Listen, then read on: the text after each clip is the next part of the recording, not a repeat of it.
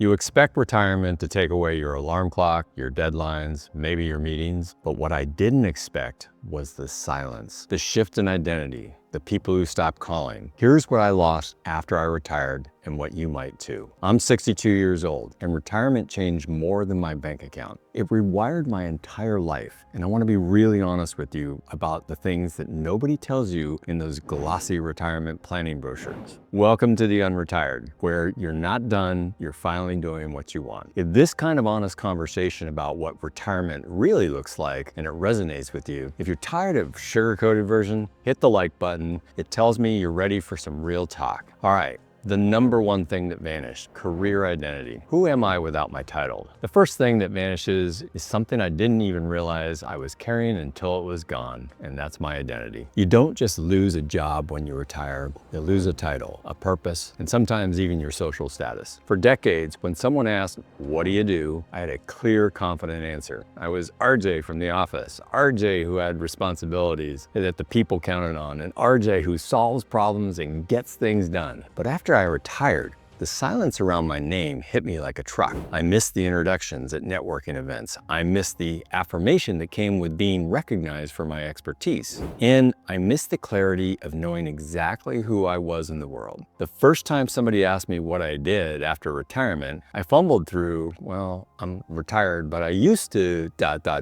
Well, I felt like I was apologizing for my existence. It was unsettling to not have a clear answer to one of the most basic questions that everyone asks. And what really got me wasn't just about how others saw me, it was more about how I saw myself. Without external validation of a career, I kind of felt diminished. I felt stripped of my identity. But over the years, I've learned how to cope with this. You have to redefine your value before you're retired, not after. You can do things like start mentoring younger people in your field, volunteer for causes that you believe in, consult in areas maybe where you have expertise, or build something meaningful even if it's small. Use your profession and your expertise as your platform. The skills you developed over decades don't just disappear when you retire. They become your foundation for being able to contribute in totally new ways. I shifted the question in my mind from what do you do to what do you contribute? And that simple reframe changed everything. Now, when people ask what I do, I'll say I help people build better retirements, and I mean it. The second thing that vanished was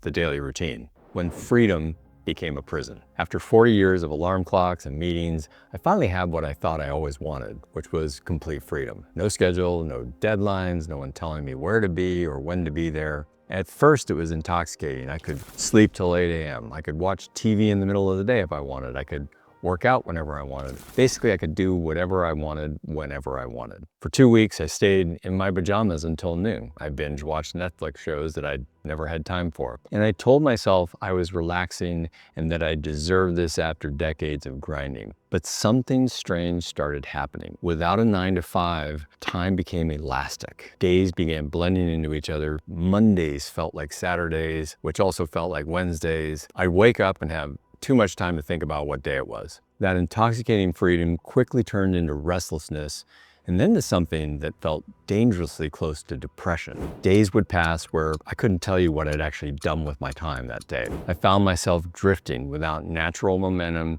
that comes from somewhere to be and something to accomplish. The freedom I thought I wanted kind of became a prison. And that's when I realized what had vanished: structure. The very thing I'd been so eager to escape was actually holding my life together. From there, I had to build my own framework. I set a consistent wake-up time, not because I wanted to be somewhere, but because starting the day with intention mattered. I blocked out time for exercise, for creative projects, for connecting with people. I built in periods of rest, but I made them intentional rather than the default. You don't need a rigid schedule for your working years, but you absolutely need a rhythm. Your brain craves structure, even in retirement. The third thing is a sense of purpose. The drive that disappears. For my entire adult life, I'd been driven by external goals, quarterly targets, annual objectives, projects with deadlines, problems that needed solving. There was always something urgent, something important, and something that mattered. And then retirement hit. And for the first time in decades, I found myself asking questions that I hadn't asked maybe since I was 20 years old. Like, what's the point? What does any of this matter? And what am I working towards? Suddenly, I had this kind of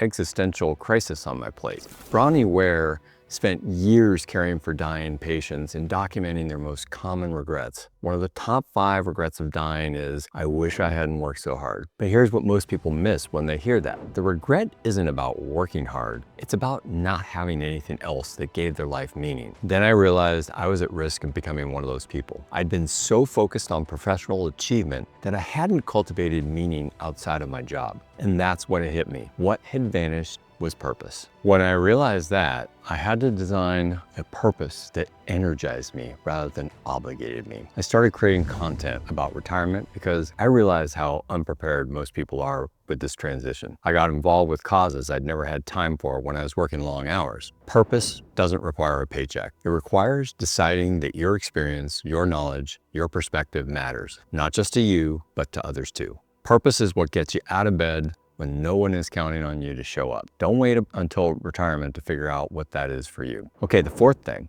is financial security. And I'm not just talking about the dollars and cents, I'm talking about the psychological kind. I was standing in a gift shop holding a $10 trinket, $10, less than what I'd spend on lunch without thinking twice. But there I was, sitting there for 10 minutes, doing the mental math about whether I could afford it or not. It was totally irrational. The numbers in my bank account hadn't changed. I had a solid retirement plan, savings that should last decades. On paper, everything looked fine. But something had shifted in my mind and I couldn't shake it. I couldn't figure out what it was. When there's no paycheck coming in, spending just feels a little bit different. Every purchase becomes a calculation. Every expense feels like it's permanent. That abundance mindset that you have during your earning years and you got a regular paycheck, gone. Replaced by a scarcity thinking that made absolutely no logical sense whatsoever. So I started second guessing purchases that I would have made without blinking when I had a job. A nice dinner out became a 20-minute debate. Should we do it or not? A weekend trip became a spreadsheet exercise. The money was there, but something else wasn't. The fear of outliving my money,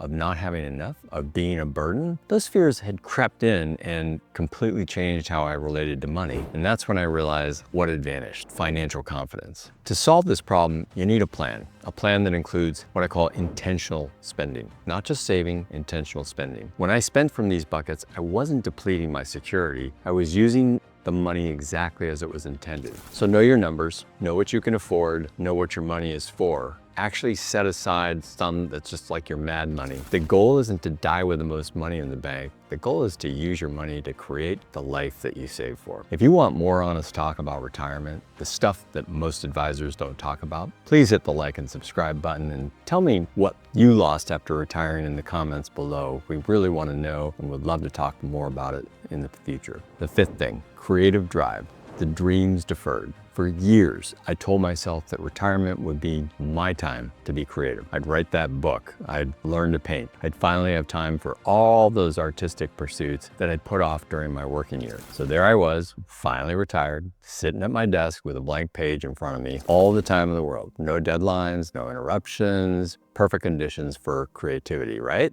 No. I'd stare at that blank page for an hour. I'd think of all kinds of other dumb little things to do around the house. I'd set up for writing, overwhelmed by the freedom to write anything, and paradoxically, having all the time in the world actually made it harder to get started to do anything at all. Without the presence of deadlines, without constant mental stimulation of work challenges, something had just kind of withered. The irony hit me hard. I finally had the time I'd always claimed I needed, but now I couldn't use it. And that's when I realized what had vanished: creative drive. But over time, over the last few years, I learned that creativity requires some discipline, even in retirement. Actually, maybe especially in retirement. The National Institute on Aging finds that creative engagement actually slows your cognitive decline, but if you have to actually engage with it. The solution isn't to wait for inspiration, it's to start messy. Give yourself permission to be terrible at first. I started this YouTube channel not because I was good at it, but because I had something to say. I began creating not because the world was waiting for my art, but creating actually made me feel alive again. Your creativity isn't really gone. It's just waiting for you to give it permission to be imperfect.